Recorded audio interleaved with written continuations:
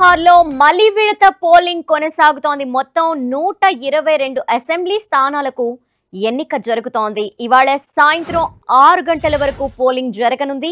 సమస్యాత్మక ప్రాంతాల్లో 5 గంటల వరకు పోలింగ్ జరగనుంది.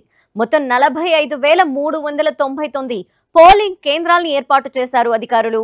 122 అసెంబ్లీ స్థానాల్లో 1,302 మంది అభ్యర్థులు పోటీ పడుతుండగా 136 మంది మహిళా అభ్యర్థులు, 1,165 మంది పురుషులు, ఒక ట్రాన్స్జెండర్ పోటీ పడుతున్నారు.